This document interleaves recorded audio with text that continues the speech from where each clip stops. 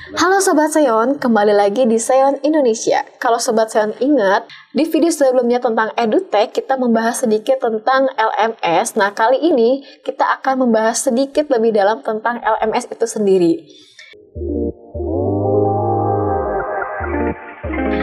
LMS ini kepanjangan dari Learning Management System. Secara garis besar, LMS berarti platform yang dirancang untuk membuat, mengatur, dan menyampaikan pembelajaran.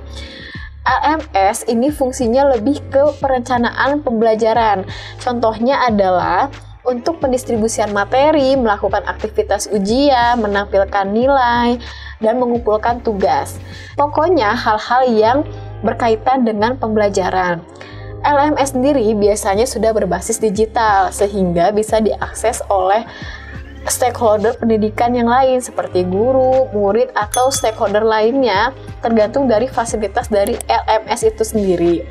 Untuk murid-murid sendiri, dapat memudahkan mereka untuk mengakses materi yang diberikan gurunya kepada muridnya, ataupun juga untuk muridnya bisa mengakses materi yang diberikan guru kapanpun dan dimanapun.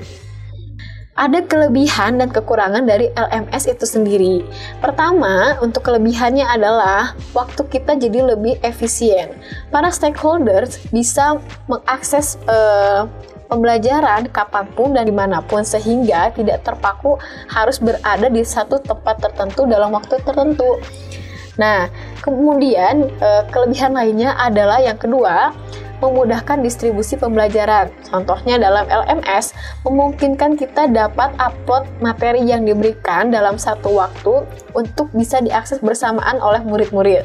Ataupun juga murid bisa upload pekerjaan mereka, tugas mereka, dan bisa diakses oleh gurunya. Nah, yang ketiga itu lebih terjadwal. Maksudnya, jadi jadwal yang diberikan guru ketika misalnya ada ulangan harian, ujian misalnya semester, atau misalnya waktu pengumpulan tugas, batas waktunya kapan, itu bisa dicek oleh muridnya masing-masing.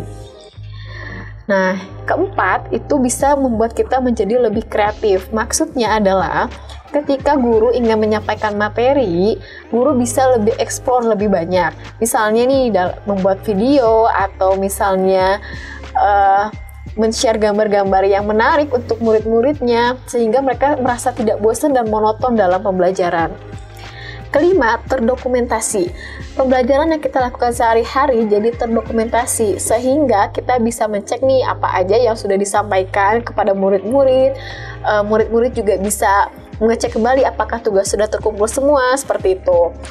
Nah, sekarang kita kekurangannya, tapi bukan berarti tidak bisa diminimalisir ya. Tapi Sobat Seon juga perlu tahu soal kekurangan dari LMS itu sendiri. Yang pertama adalah kita pasti membutuhkan koneksi yang stabil. Kenapa? Karena dalam LMS ini kita mengandalkan internet untuk mengaksesnya. Kemudian komunikasi jarak jauh itu sebenarnya memang terasa tidak klop, tidak maksimal ketika tidak interaksi secara langsung, tapi bisa diminimalisir kejenuhan dari pembelajaran jarak jauh ini dengan tetap selalu interaktif ya ketika pembelajaran live meeting. Nah, itu dia sedikit tentang LMS. Semoga bisa menambah pengetahuan Sobat Seon tentang LMS dan bisa bermanfaat bagi Sobat Seon. Sampai jumpa di video selanjutnya.